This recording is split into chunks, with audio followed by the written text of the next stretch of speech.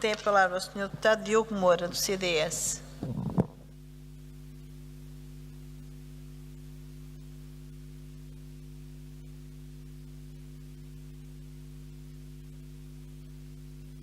Muito obrigado, Sra. Presidente da Assembleia, Srs. Secretários, Sr. Presidente da Câmara, caros vereadores, caros deputados, caro público. O debate anual sobre o Estado da cidade é um momento propício para fazermos a interpretação do que tem sido a atuação da Câmara Municipal de Lisboa, mas também de refletir sobre os desafios que enfrentamos e em que todos devem ter um papel ativo. Nesse sentido, iremos centrar a nossa intervenção em 5 pontos fundamentais que não têm tido uma resposta adequada por parte da Câmara. Comecemos pela cultura. Na cidade temos, inexplicavelmente, há décadas, uma estrutura bicéfala, o Pelouro da Cultura e a GEAC, dupla consumidora de recursos económicos para o mesmo objetivo e sem os correspondentes resultados. Se a GEAC gera os principais momentos de atração turística, como o Castelo de São Jorge e o Museu de Lisboa, e realiza também as festas, já o Pelouro da Cultura parece esvaziado as suas funções, como demonstra o estado anémico da outrora viçosa Biblioteca Municipal, espaço único na cidade para a fruição deste género literário e que, após anos de fulgor, de iniciativas e de um espaço criativo, hoje nem sequer consegue manter o acervo atualizado. Para não falar do prolongado encerramento da Hemeroteca Municipal, que reabriu recentemente um local provisório e sem todas as valências a funcionar, com inerente prejuízo para investigadores, estudantes e público em geral. Senhora Vereadora, nota-se também um particular desinteresse pelo associativismo local e pelas tradições populares. Que apoios são dados às associações com trabalho de pesquisa e representativas dos nossos costumes e tradições? Que apoio é dado às casas regionais e grupos etnográficos sediados na capital? Pelo que vemos, é muito pouco ou praticamente nulo. Seria importante um apoio efetivo a centenas de pessoas que, de forma voluntária e diária, mantêm vivas as representações daquilo que somos enquanto povo e nação. Talvez o Parque Mayer, no dia em que a Câmara decida um modelo de revitalização deste espaço icónico da cidade, possa integrar atividades nesta área e apoios específicos. E, aliás, o Sr. Presidente ainda há pouco falou sobre esta presença da cultura popular neste espaço, mas penso que numa outra perspectiva e, portanto, deixamos também aqui este apelo e este desafio para que se promova esta cultura popular que agora descrevi. Que dizer também do prometido Museu dos Descobrimentos, que teima em não sair do papel ou da anunciada criação do percurso temático dos descobrimentos entre o Campo das Cebolas e Belém. É que, para além da destruição dos brasões, nada mais se viu.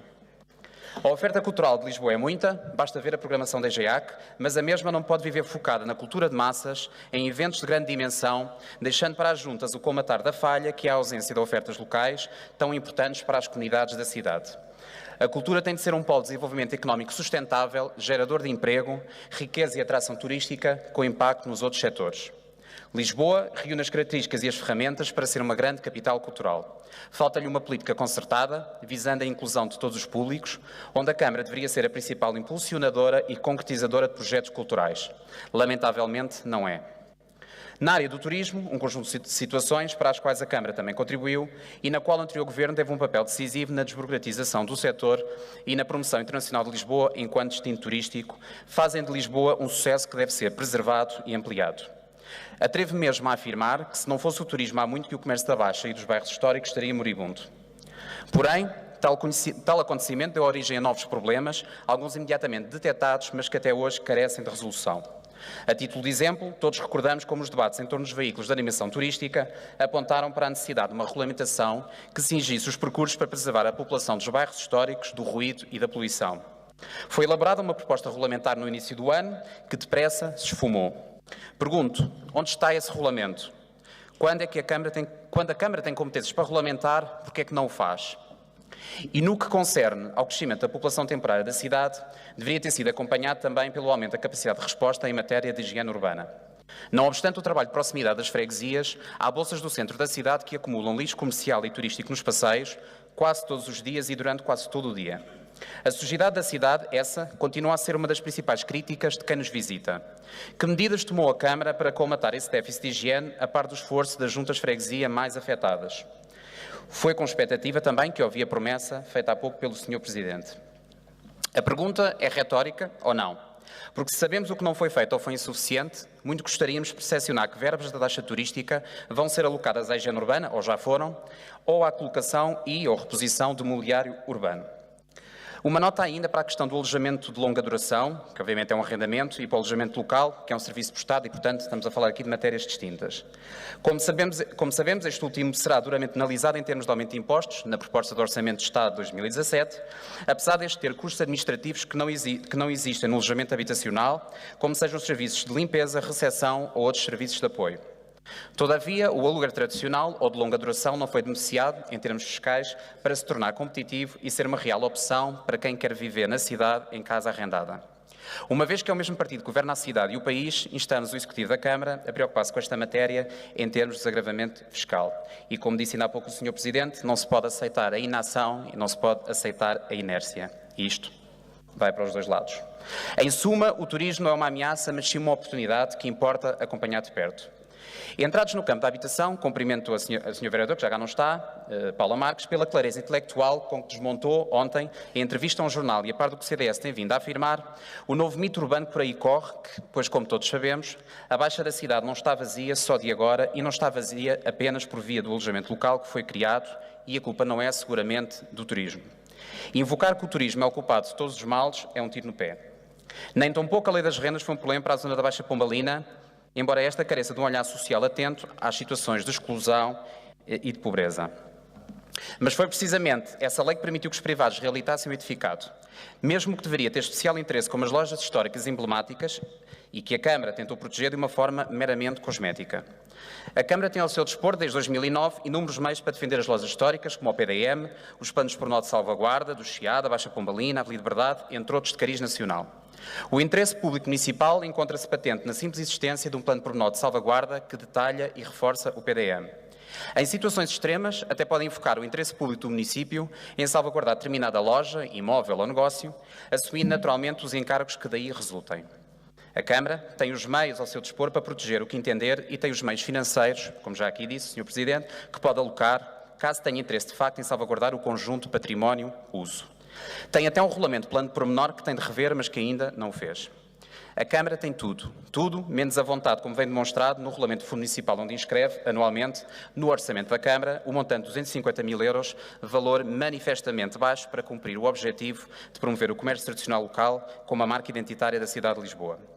O montante de apoio a cada estabelecimento, de acordo com este regulamento, indica o limite máximo de 25 mil euros, um valor já por si diminuto face aos valores de serviços que os estabelecimentos irão ter necessidade de contratar nas áreas de arquitetura, restauro, cultura, economia e comércio, mas que, partilhado por todos, se reduz a 3 mil euros por loja. Ainda assim, voltando à Baixa, basta revermos o plano de salvaguarda da Baixa Pombalina para perceber que as cotas fixadas para a habitação na Baixa. Nessa medida, e decorridos 10 anos, importa aferir dois aspectos. Cumpriu a Câmara os mínimos definidos no plano para uso de uso para edificado, de habitação, e que premissas foram alteradas em 10 anos para que não sejam cumpridos. É algo em que devemos todos refletir.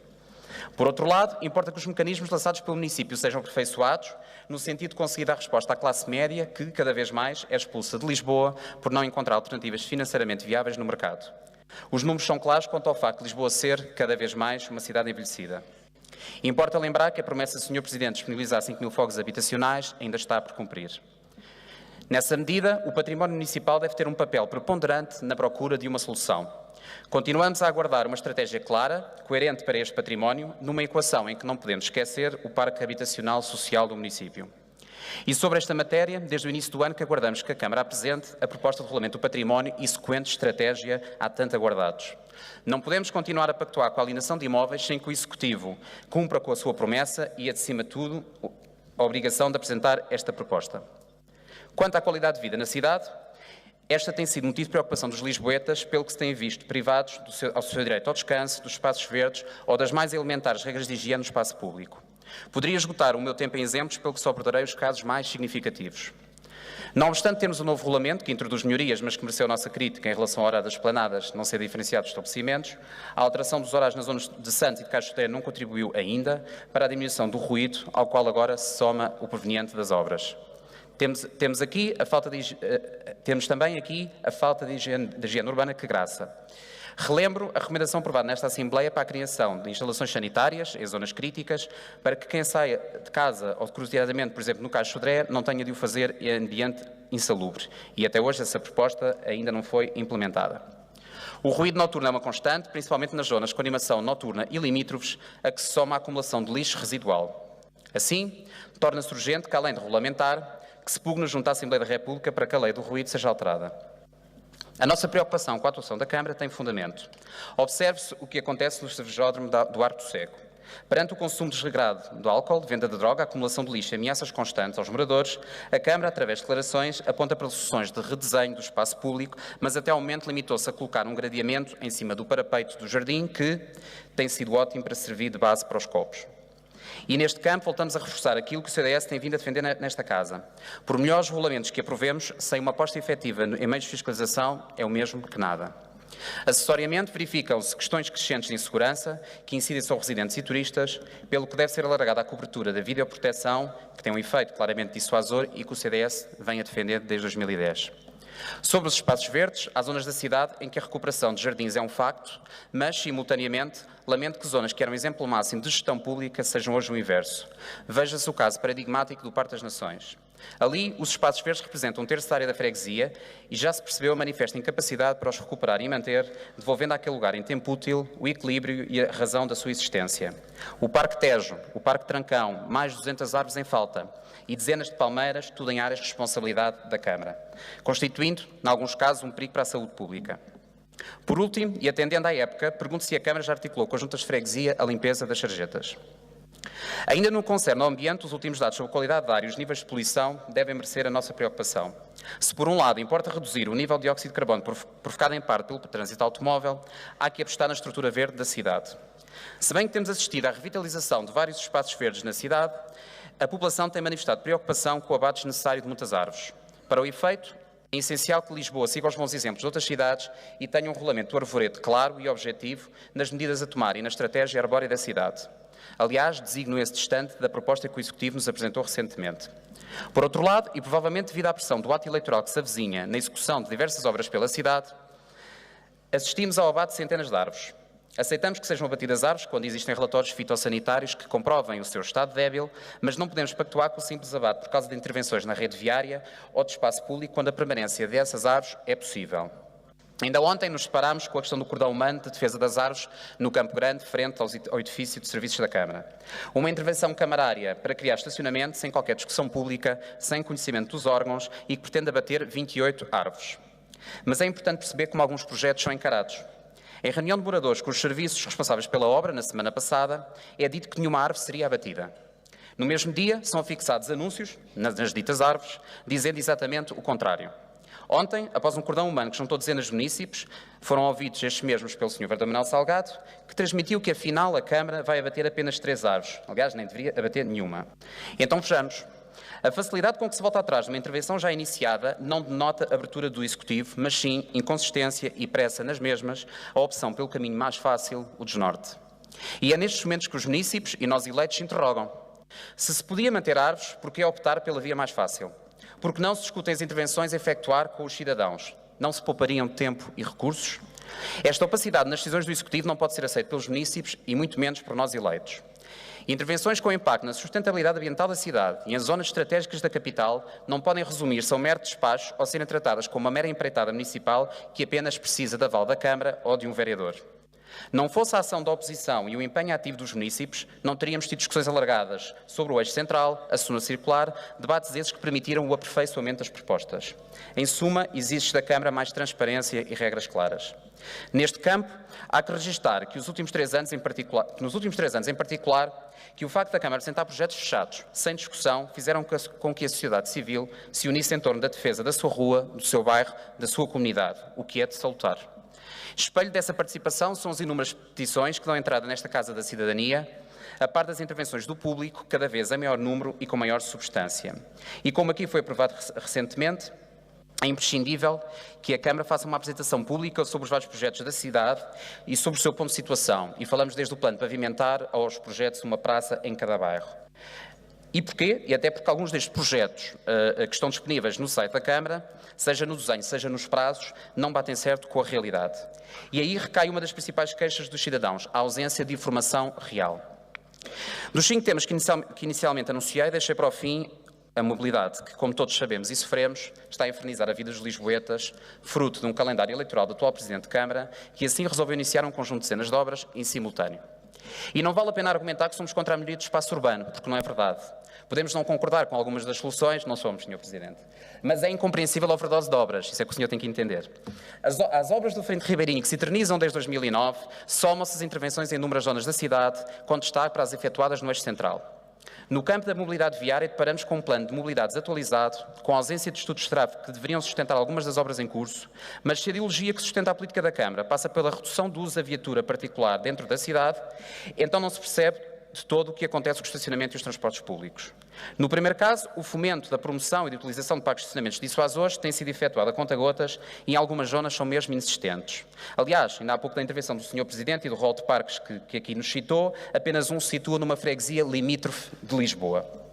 Relembro também a necessidade fulcral de encontrar políticas de estacionamento que impeçam a evasão de veículos de fora de Lisboa em zonas residenciais, que têm origem em dois fatores e em dois problemas. As ainda zonas livres limítrofes de zonas tarifadas e com saturação na procura de estacionamento, a par dos bairros, juntos às zonas de grande comércio e serviços.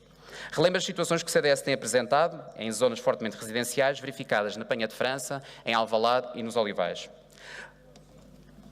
O Sr. Presidente falou há pouco em novos lugares, mas não se esqueça que antes disso ainda há um trabalho a fazer também na parte do ordenamento, que é muito mais importante do que criar novos estacionamentos.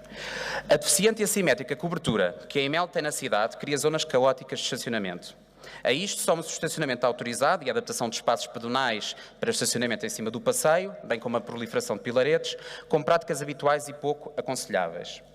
Mas lembrando a promessa dos 7.000 lugares que há pouco nos fez, vem-me à memória as queixas dos municípios que temos acompanhado. Estamos a falar de zonas de estacionamento para residentes, que têm um custo do distrito da EML de 12 euros por ano, ou o Sr. Presidente, quando fala dos 7.000 lugares, está a falar dos parques de estacionamento da EML, que têm agora proliferado nos últimos tempos, e onde o morador tem uma avença de 30 euros por mês, ou seja, 360 euros por ano. Convinha esclarecer. E para não falar daquelas iniciativas anunciadas mediaticamente e que depois se evaporam. Alguém sabe o que aconteceu ao programa Tolerância Zero, designo da transferência de 150 efetivos da PSP para a Polícia Municipal, em 2007? No âmbito da segurança escolar, o CDS tem apresentado várias propostas nesta Assembleia sobre o perigo em que incorrem milhares de alunos da nossa cidade.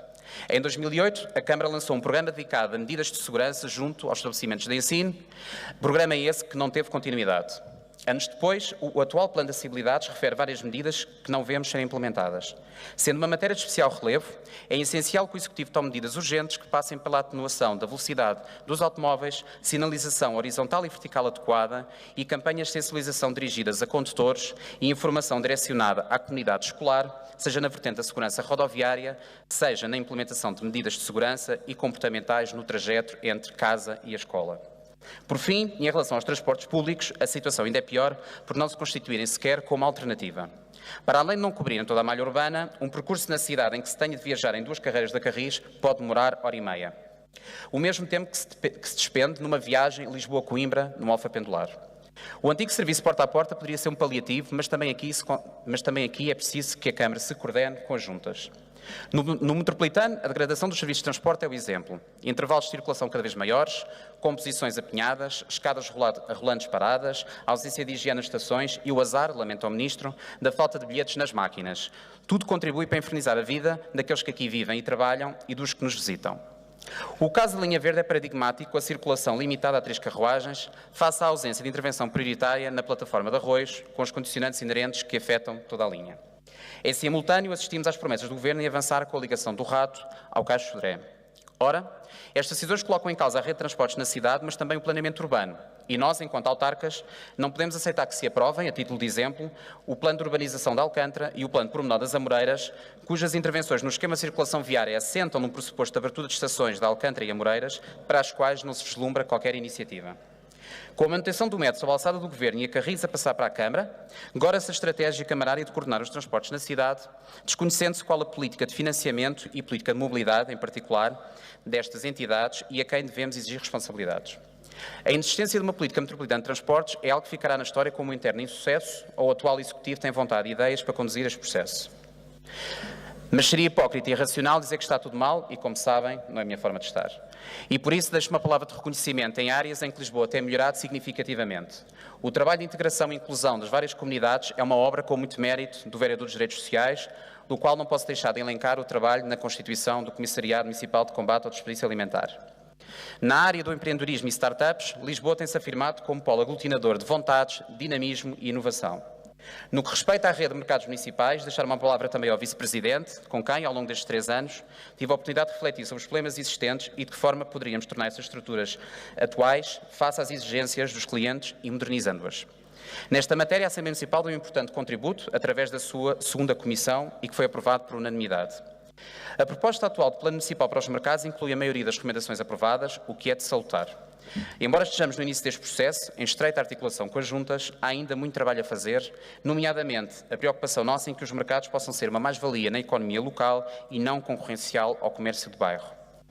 Uma palavra também ao vereador do desporto. Lisboa tem-se destacado na captação e promoção de eventos europeus e internacionais esportivos que têm ajudado a projetar a nossa cidade. Simultaneamente, as Olisípiadas vieram recuperar a união e o espírito da partilha desportiva junto aos grupos informais desportivos da cidade. E em relação ao Web Summit Lisbon, que se vai realizar brevemente, fruto do empenho e da vontade conjuntas do município e do governo anterior, há que reconhecer o mérito que a Câmara teve em acolher e potenciar este evento, que beneficiará toda a cidade, muito para além do próprio. Em suma, Sr. Presidente, Lisboa enfrenta inúmeros desafios a que importa encontrar meios e mecanismos de resposta eficientes, de modo a corresponder aos anseios de quem nela vive, trabalha e visita.